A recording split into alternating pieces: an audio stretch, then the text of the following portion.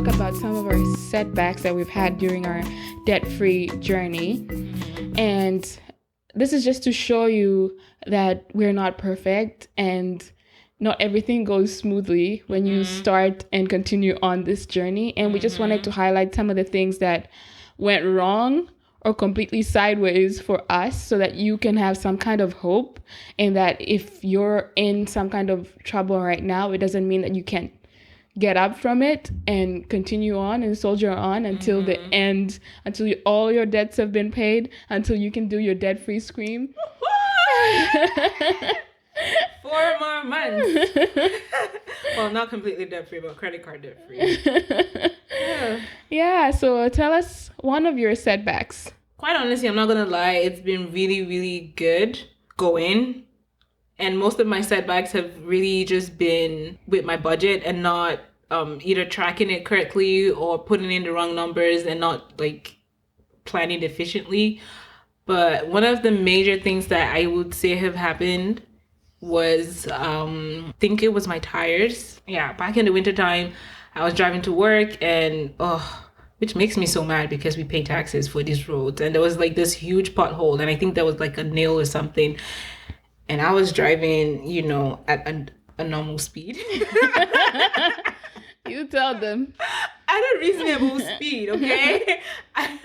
And then I just hit the thing. As soon as I hit it, like I didn't even go up to 5 minutes. I saw my lights warned me that my tire was out of pressure, and I didn't know. And I just drove it to work, and then came out of that was one day that I worked really late. It was like 8 p.m. I came out and I didn't really see the tires, that it was down. And I tried driving and it was like warning me that my tire pressure was low. Usually I get that a lot in my car during winter. Like it gives me that warning that my tire pressure was low. So I thought because it was of just the harsh winters. Because it goes up and down. It fluctuates due to the weather. And I started driving and I started hearing like a funny, like I was smelling that rubber smell. It's like something's wrong somewhere. So I parked at a gas station. I saw that my tire was completely low. I was like, wow, I need to get home right now. So I'm just going to drive this. So I put air in the tires and I went home. I drove that tire home. I drove on the highway for 20 something awful minutes, which I should never have done because I actually ruined my tires completely. So yep, I had to replace my tires, and it wasn't something that I had planned for because I have 2 sets of tires. I have my winter tires, I have my summer tires, so I never have to, and I paid a good amount of money to get those tires. So luckily for me, because I had just bought those tires in previous winter, so I still had a warranty on them because I bought them brand new. So I called the people I bought the tires from. They're like, oh, you still have a warranty on it. Like, so the warranty was to fix it for free. So they're like, oh, you have a hole in it, we can fix it. And because that's what I thought it was. And then I drove the same car. I'm such an idiot. This is hands down the stupidest thing. No, I feel like sometimes you're so broke that you're so broke. Right now, you're trying to figure out how to say what's the best way to get from. I have free towing, by the way, because I bought my car brand new. It was one of the perks that I got. I had free towing, but I was trying to be cheap, girl. I was trying to be stupidly cheap and not like I was just like. And part of it, like, I was not even understanding what was going on. That was the first time that it was happening to me. So I still drove my tire to the garage, and I just like broke the whole thing completely, and it was like beyond repair. But with the warranty that I had, I still had a good discount to replace it. So I ended up getting like a 70% off the regular price or something insane. So that was not in my budget. I never had a sinking fund for my car because my car, I have a prepaid maintenance where I don't have to pay for my oil change and all of that. So I've really not spent anything on my car apart from having my batteries changed last year. That's like the greatest amount I've spent on my car so far. And that was like $300. And then, so yeah. So I didn't have any money. I had just gotten my emergency fund beefed up, and I was like, no, I don't want to touch my emergency fund for whatsoever reason.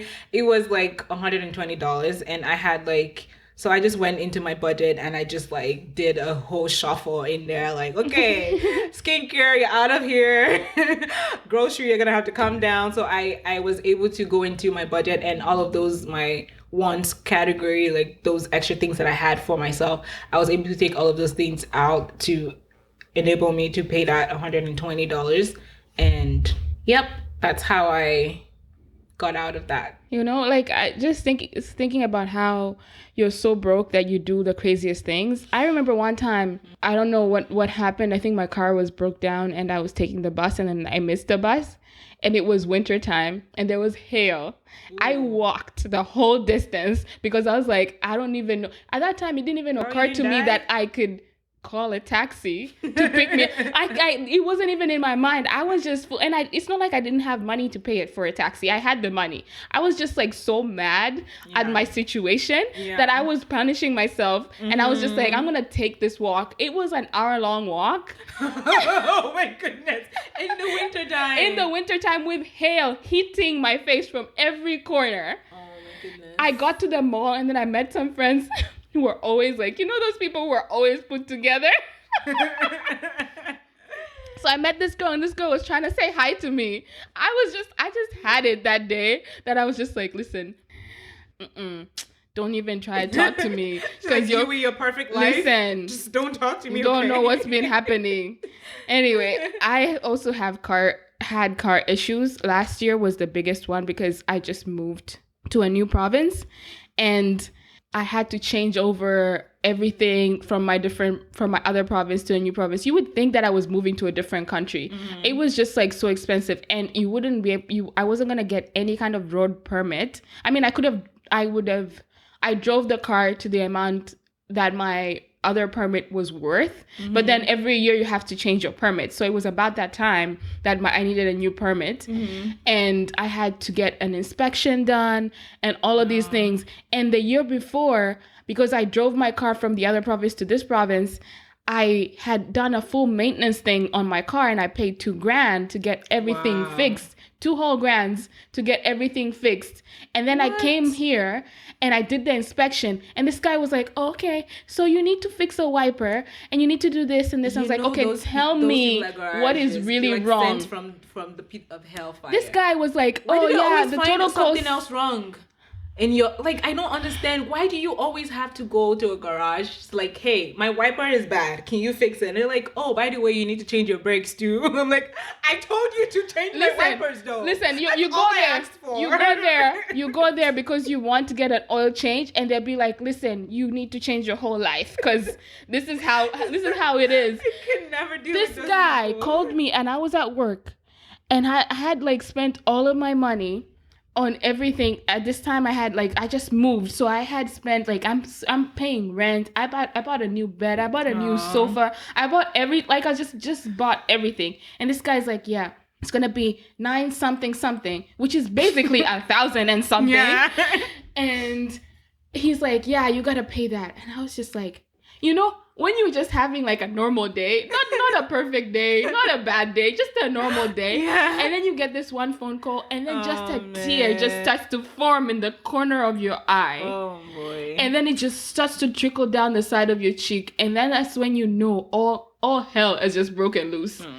Yeah, that time I had to borrow money from someone. Car trouble is like the absolute worst. It you just go in full panic mode because you need the car. What you're expecting. Yeah, and you just like, what do I do? Like, do I go cheap on this? Do I just, because a lot of times you don't want to go buy something that you might be able to get good value for it if you go somewhere else. You might be able to get a cheaper value, cheaper price. Time. You know, like people always say, oh, get a second opinion. Nobody has the time to go somewhere else to hear the exact same thing that you were just told. Yeah. Plus, you feel like a car is something that your life is in the hands of that car, so you don't want to go buy something that it's not gonna last long. It's gonna kill you, or you buy something really cheap and it's not good quality, and you're driving your car and then that thing just goes to bust, and then there goes you. So it's like you have to go through that whole debate, but sometimes you can actually get cheaper prices for that same price. But yeah, car trouble, I feel like a lot of people going through this debt-free journey have also had something happen to their car. I don't know why. It's just, it's like, I feel like that's like the main tool that the devil can use, because he knows everything else, you got it under control. You're like, yeah, but car, it's just like, and you just never know what's gonna give up. And boy. you don't know if it's gonna be a cheap thing. Like, brakes are not all that bad depending on like how many you do at a time. But then if something the most recent thing that happened last month, my muffler was something. I don't even know. This guy was trying to explain to me what happened to my muffler. And you're just like, how much is it gonna cost me? You don't he's care like about the trying to draw a picture, and he's like, yo, this is supposed to do this, but it's not doing the thing it's supposed to be doing. So I'm gonna tell you about to rub me off. Just go straight to the point. All I wanted for you is to change the sensor in my tire that keeps saying that my tire pressure is low. That's all I needed from you, man. And here you are telling me that I need a whole new muffler. What? Who told you to go under there? Who told you to go look? I was like, I drove. The 20 minutes I took me to drive here, my muffler was fine. So thank you. And he's like, oh, do you hear that sound? You know what? I'm like, no, I don't hear no sound. Honestly, okay. When I bought my winter tire, the same place that I bought my winter tires from, that I got that warranty. When I changed, because when you buy it, they do a change for you for free. When they changed it, when this guy gave me back my summer tires, he was like, oh, there's a cut here. And then, oh, it looks like you hit the carb a lot. I'm like, yeah, I'm a very careful driver, so I hit the carb a lot. Yeah, that's true. So he was showing me all the damages in my summer tires. And he was like, oh, you need to get new summer tires. I was like, my car is brand new. Like, I've only driven this car for, I think that at that point it was like 3 years or 2 years. I was like, these tires are not that old. And I don't drive a lot. I only go to work, church, gym, back home. Like, I'm not going anywhere. The farthest I've driven, at that time the farthest I've driven is Chicago. And at that time I had not driven my car that far. And I actually used my winter tires to go there. So I'm like, what are you talking about? Like, my tires are fine. And then he was like, oh, I don't think this tires are going to last you another season. Like, you have to change it. It's going to break, blah, blah, blah. Do you know I'm still driving those summer tires too? Like, that's what I'm driving right now, my summer tires. And it's been 2 years. Nothing happened. I'm like, you all do. Like, because I was actually panicking when he told, because I was like, I had just bought brand new winter tires I bought like the high end. They told me it's like the X triple X ice, blah blah blah. I bought that one. It cost me like over $1,000. I was like, there's no way I'm gonna spend another $1,000 or even $200 to buy tires right now. Like, it's non-negotiable. So I was like, you know what? If it breaks, it breaks. It's fine. That's kind of that's the mentality I had. And because the dealership is different from where I bought my tires from. So when I went to do my maintenance, I told them to look at my tires and tell me if there's anything wrong. Like, I didn't give them any clue. They're like, yeah, your tires are fine, you're okay. Because they would have been the ones to pay for it, so they told me it was fine. And that's another thing. Like, I go to do my regular maintenance, but because they know that because my car is still under warranty, if it is anything defective, they have to pay for it. Till this day, they have not found one defect in my car. Because if they found it, guess what? You're going to have to be the ones to fix it. Like, apart from like my brakes, I think there was a recall for like some other issues. There are a few things that they had to call me in to come fix. But aside that, they're like, you're fine, 100% go home. Man, that one time my car got recalled for something. I went in and they were like, oh yeah, here's a list of 10 other things that you need to fix in your car. I'm like, what? Guys, just leave me alone with this whole car thing. Anyway, moving on. Yeah, for me, another thing would have been, I wouldn't really call them setbacks, but this year I feel like I've had major expenses that I've had to put some reasonable amount of money towards. And while they're good things, I just felt like if I didn't have those expenses, I would have been a lot further in my debt-free journey. And I had to apply for my citizenship. I had to apply for my parent sponsorship. That those two alone put me at $3,000. And I had to start a side business as well. So I had to put not a lot of money, but a good amount of money down to start. So I feel like all of that money would have helped me get forward in my debt-free journey. But at the end of the day, I'm also investing in my future as well. So there are things that I felt like I had to do at this stage. So, I mean, it's a setback for my goal, but it's not a setback in my life. At the end of the day, there are major... It's okay to, like, for me, I didn't have to, all of these expenses, I used my extra income, like the extra money that I was making from work, I use it towards those payments. So I knew that I had those expenses coming up, so I had to start saving some money aside, or planning for it, I would say. So that kind of helped me cater to those expenses. But at the end of the day, looking at that money, I still feel like it's a significant amount of money that would have gone to my dad.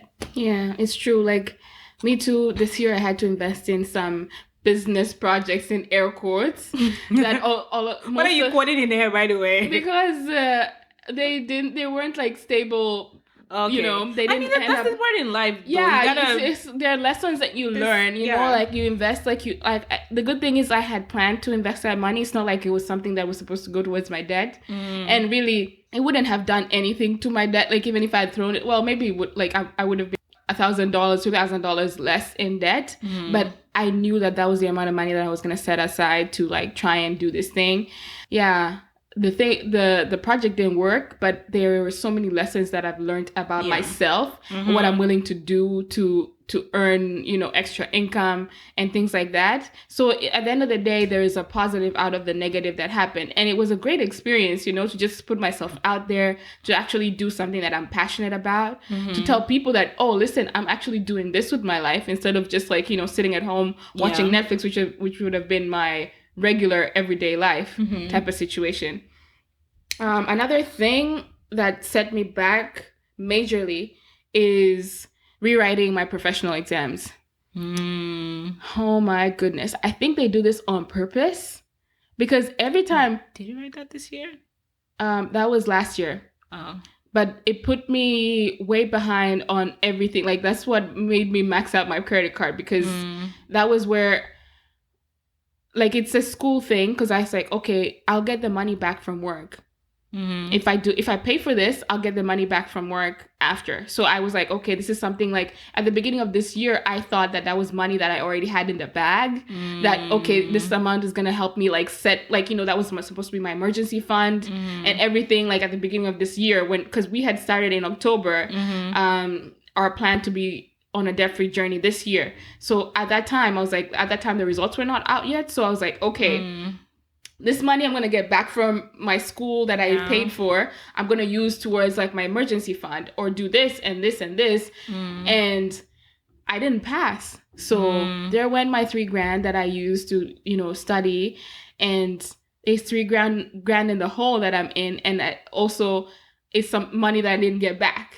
So, and I also don't have the designation that I was trying to apply for. So it was just like 3 blows in one. Yeah. Which is like, it seems like a setback, but I'm sure there's a lesson in there somewhere. Still trying to figure out what the lesson is. You find out 5 years or 10 years from now. Like if you know what the lesson is, career or another field, email us and tell me, comment and tell me what my lesson is for failing and not getting the designation, not having the money, and, you know, increasing my credit card debt to go to school. And that's one thing that Dave Ramsey's like talks about all the time. If you have to use credit to go to school, you're doing something wrong. Like you need to be saving for these things in order to, you know, get ahead. Like in my situation, that's the way things worked in my industry. Like you have to go do this and that and that. But if I had saved the money, then at least I wouldn't have been in credit card debt at that point. Do you have any other setbacks that you want to share with us?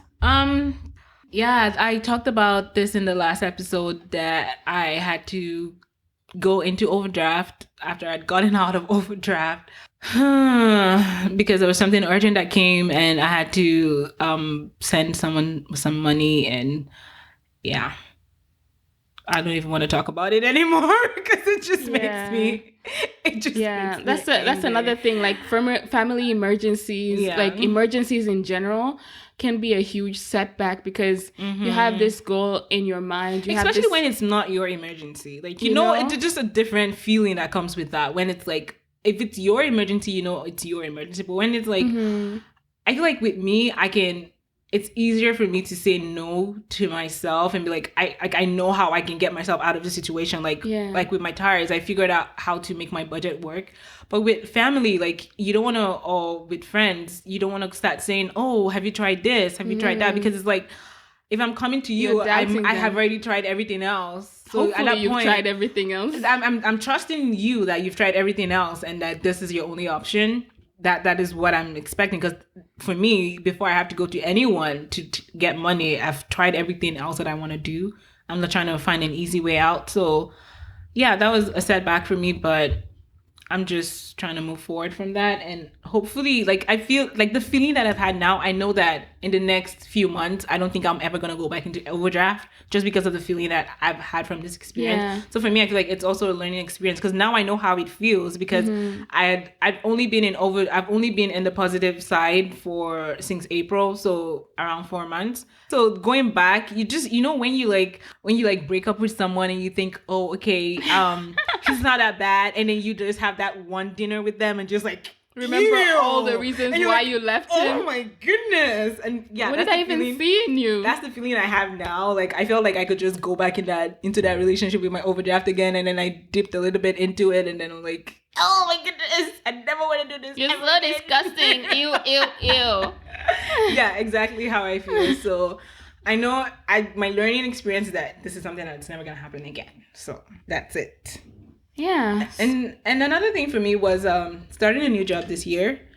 I think like in January I struggled a little bit because starting a new job, there's lots of expenses that come with that as well. I was traveling more to work, so that my budget had to increase for gas and a few other things that I had kind of suspended over the last 2 months that I was out of a job to pay towards. So I had to increase like payments and all of that stuff. So that kind of set me back a little bit. It wasn't too much, thank God. So I was still able to be on track with my goals. But yeah, like being out of a job sets you back majorly because now you don't have a source of income. We would have started in October or November, but we didn't start till the start of January because of those things that happened. So Yeah, so hopefully you've learned something from one or two of our situations.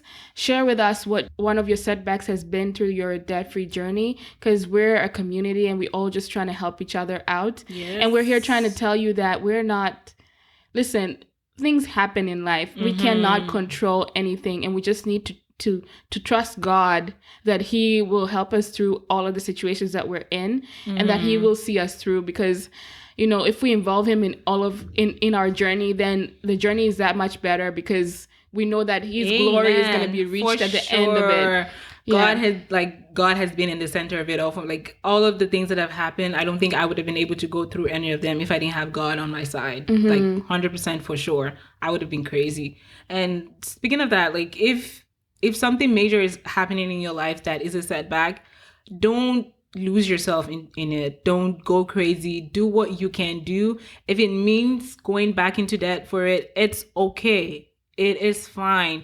Like you're gonna be mad at yourself, but you're gonna get through it. You're gonna get over it, and you're gonna go forward. So don't try to like if you're sick and you really need to go to the hospital and you know you have to borrow money to do it. Like your life is more important than anything else.